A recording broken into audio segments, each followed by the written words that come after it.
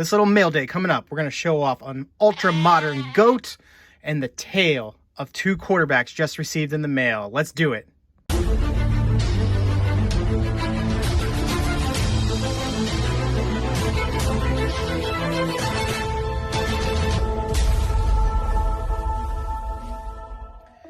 What's going on? Bowman 1951 here. I know it's been some time, I haven't put out a video, so I decided last minute against going to the National, and I think I made the right choice. With a 6-week-old at home, my wife and I had some really difficult talks about me heading out there and potentially bringing home some of the virus for my infant. So unfortunately, I wasn't able to make it. I was going to plan on making a video and telling everybody, but after my Twitter post on it had about 50,000 impressions, I just decided not to. So if you saw my announcement there, great. If you don't care, whatever. I just wanted everybody to know that I missed out on what looks like it was a spectacular time. I followed a lot of it on Twitter. I haven't had the courage yet to watch the videos, unfortunately. I will eventually. I'm still kind of sad about it because I was really looking forward to it, meeting everybody once again since I haven't been there since 2018. But we are planning a family vacation in 2022 to Atlantic City, so I'll definitely see everybody down there, assuming we do not have the pandemic still going. So since I was not able to get to the National, I have been watching a ton of the Olympics. And with a young one at home, we're often waking up at 2, 3, 4 in the morning, and there the live sports are for us to take in, which has been very cool. So I'm gonna show off now an ultra modern GOAT. I guess you call this ultra modern. It is a card that's now 5 years old, but trying to expand my GOAT repertoire, so to speak, of all the cards I have. Still after a big Jordan, early Jordan, but I've got Brady covered. Eventually want to get a Gretzky as well. Here she is. One of my only female cards, I think. And pointing out, it is an HGA. I saw a lot of 9s in HGAs, and I just like the color splash here. Figured it was $200 to $250 less in an HGA slab versus a PSA 10, so I went with this one. Now it is the bronze medal. I'm not really sure how they all work. I'm guessing there's a gold, silver, and bronze. You can see that listed here. But it's now in my collection, and I love this freaking card. The color splash looks great. I know I've been hard on HGA in the past, but that is a really good addition, and we're going to put that out here while we go over the tale of two quarterbacks. While I get into quarterback one here, I did want to point out that Simone Biles has announced, as I'm recording this video, that she will be performing in the balance beam, her only competition this Olympics, so best of luck to her, hoping for yet another gold. All right, so made this purchase on eBay. Saw it was on sale from the seller. I've been watching it for a while. I got the notice that they knocked off like 33%. It's not a high dollar value card, but it is very special to me, and we're going to talk about why. So this is the Contenders 2000 Ron Paulus, the European ticket. Now I do believe this comes in the regular set, if I'm not mistaken. This is card number 173. So Ron Paulus was a quarterback at Notre Dame. If you didn't follow the sports in the late 90s or were an Eagles fan, you probably didn't hear much about Ron Paulus. But he was special to me because he was a god amongst men in my small town. He was the #1 rated quarterback in the town over from mine growing up.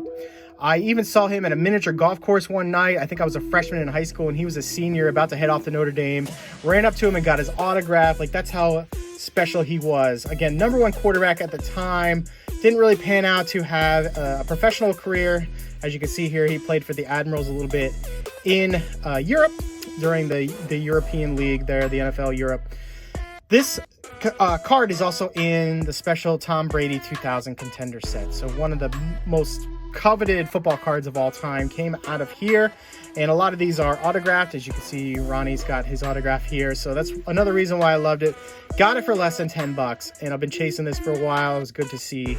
Grabbed it on sale, and a really important card to add to my collection. I love PC stuff that really has, you know, some emotional meaning to it. All right, this is not unwrapped yet, so we are about to get into card number 2, the next quarterback up.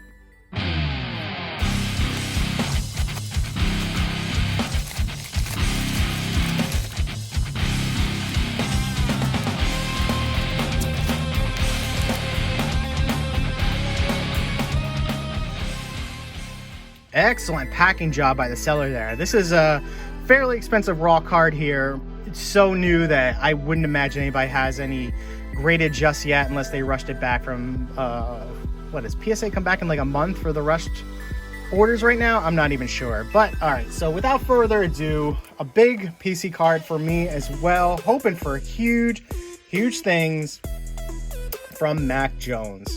Now, this is going to be Collegiate Prism. I don't think I'm going to be able to afford too many of the NFL Prism once they get them in a packed uni. So I wanted to jump on this one. And what makes it so special?